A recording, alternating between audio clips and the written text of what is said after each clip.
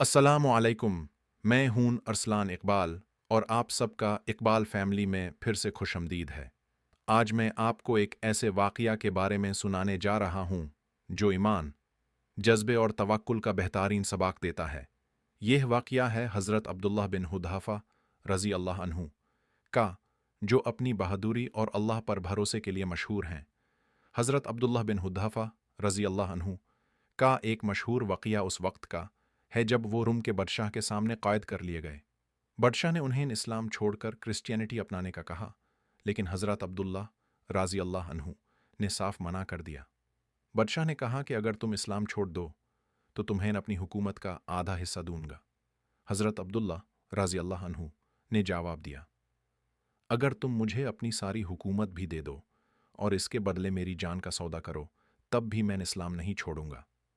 बादशाह ने उन्हें धमकी दी कि अगर उन्होंने इस्लाम न छोड़ा तो उन्हें देग कॉल्ड्रन में डालकर मार दिया जाएगा।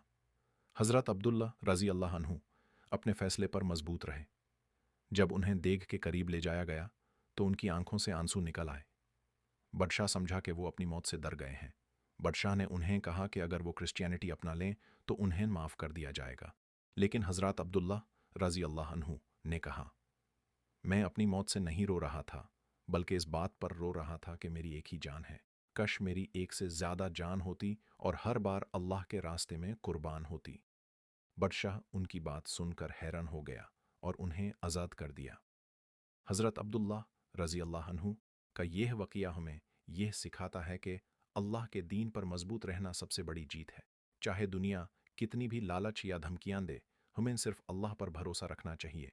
अगर यह वाक़या आपके दिल को छू गया हो तो ज़रूर अपने दोस्तों के साथ शेयर करें और हमारे चैनल को सब्सक्राइब करना ना भूलें। अल्लाह हमें भी ऐसे ईमान और जाज़्बे की तौफ़ीक दे। अमीन।